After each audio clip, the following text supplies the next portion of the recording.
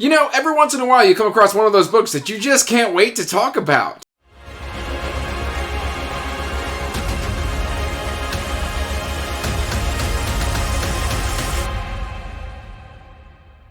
I want to start this video by giving a huge thank you to my patrons. Thank you for helping me to pursue my passion. Hey everyone, welcome back to Andrew's Wizardly Reads. And as always guys, I am Andrew. And today I've got another book review here for you. But before we get into that, make sure you're liking and subscribing and hitting that bell notification so you can get regular updates for when I put out new content. Also, make sure you check in the description box down below for the link to the Wizardly Duo Discord, as well as links to all my social media, including information about my Patreon, where I do quarterly giveaways, weekly reading wrap-ups, and early access to my videos, as well as other bookish content. And today, guys, we are talking about a very special self-published book, and that is Memories of Blood and Shadow by Aaron S. Jones.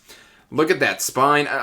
This spine is just absolutely outstanding. And guys, this book is absolutely outstanding. This book came to my attention because of my good friend Kayla over at Kay's Hidden Shelf. This is the second time she has recommended a book to me and knocked it straight out of the park. Guys, Aaron S. Jones is a fan of Name of the Wind, and he uses that structure here in Memories of Blood and Shadow, but it's an entirely different tone and setting to what you might expect. This is very much a darker, almost grim dark tale. One thing right out of the gate is I am a huge fan of the Fitz books in the Realm of the Elderling, specifically the Farseer trilogy, as well as the Tawny Man trilogy. And in those 6 books, Fitz goes through a lot. In this book, our main protagonist, Tavar, for one, goes through just about as much as Fitz in a lot less page count. Stuff just keeps happening to Tavar. So if you are looking for a book where the author is not afraid to beat up on their protagonists a little bit, look no further. Guys, there were times where I just had to close this book and walk away because I was just in the moment of this book. My emotions were just raging. It got me so pumped up. I love the writing in this story. So I mentioned that this book uses the Name of the Wind structure, and essentially that is because we've got an older Tavar relaying their story to another individual. And what this means is basically Tavar is actually a renowned hero of legend who helped bring down the previous Alfaran government. And what kind of got put in its place isn't really that better. So these individuals are looking for him to kind of enlist his help to make it right. Basically, you broke it, you fix it type of deal. And so they kind of accost him in his home where he's out living on his own. And they come to find out that that was a mistake. One of these individuals dies, and the other, Jassim, takes a wound, but is able to kind of talk Tavar down. And he's just like, hey, here's what's going on. This is why we came looking for you. Yeah, we had to kind of make sure it was you. And don't worry about him. He was hired help. And so then we kind of get this structure where Tavar is just like, listen, I've had a hard enough life as it is already, and here's how I got here. Where we then flash back all the way to when Tavar was a little child who basically had merchant parents. They traveled around. They were kind of road merchants.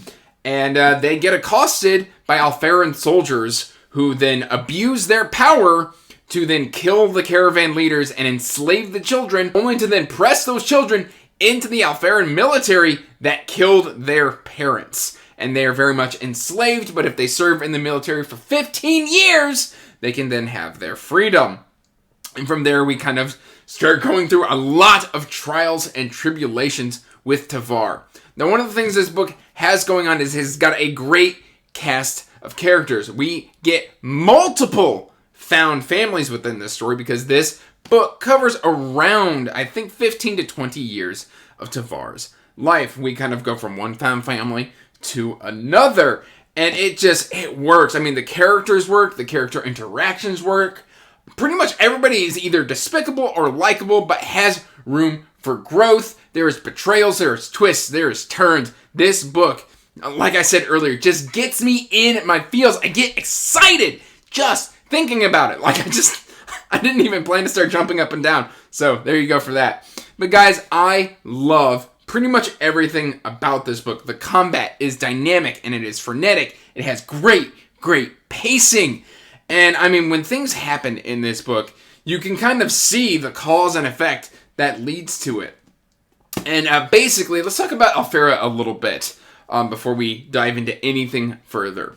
Alfera is this kind of conquering nation. It is a Middle Eastern style fantasy, although I don't think that quite comes through too much. There is a nation called the Blood Nation who are desert nomads, and that's where I think we kind of get that non-European fantasy feel the most, is when we're in Blood Nation. But when we're just in Alfera, I don't really feel that kind of non-traditional, non-European fantasy style. It could easily have been European, and I would not have noticed the difference there, despite the fact that there is a desert on the cover. But Alfera is a city that is ruled by a god king. The way the religion works is that Alfera has a god king, almost like a pharaoh, like they are descended from divinity and are therefore ordained to be the rulers. And from there we kind of get some intrigue. We find out that, like, on top of the God King, we have 4 judges who then hold a lot of power and make a lot of decisions within Alfera, including the enslavement of other people and who are they going to war with and why they are going to war with them. They have a very cruel punishment system where if you are caught in a treasonous act, you are hung from the wall and left there to die. And what that kind of reminded me of was Song of the Shattered Sands by Bradley P. Bulio. So if I'm going to make a comparison, this is going to be Name of the Winds meets Song of the Shattered Sands. I have read about half of the 12 Kings of Shar-Kai, which is, again, another non-traditional European fantasy. And it's got just a lot of those elements in there as well. We've got a little bit of Gladiator in here, as long as Name of the Wind, and all of those elements just kind of swirling together to create what I think is a masterpiece. Now, I do know there is another book planned, so this is at least going to be a duology, and I'm hoping we get that sometime next year, maybe? Guys, I have nothing but good things to say about Memories of Blood and Shadow. Tavar and all of the friends that he makes, I mean, when they form a bond, it is a strong as steel bond, but also that bond can snap. There are just quick moments, and there are turns, and there are twists, and there are just all of these great scenes that I just, in a non-spoiler review, I can't talk to you about, and I really want to. But guys, please do yourself a favor and pick up this gorgeous story and experience it for yourself like I did. I really don't want to get too much further into this other than to say I love the structure, I love the pacing, I love the character work, I love pretty much everything about this book. I have no real critiques for this story, and I just cannot wait to read more Aaron S. Jones because, frankly, if all of his work is as good as this one was, he could easily become one of my new favorite self-pub authors. Guys, please do yourself a favor and check this beauty out. That said, guys, till next time, peace out, stay magical, bye. And as always, I want to give a huge thank you to my patrons.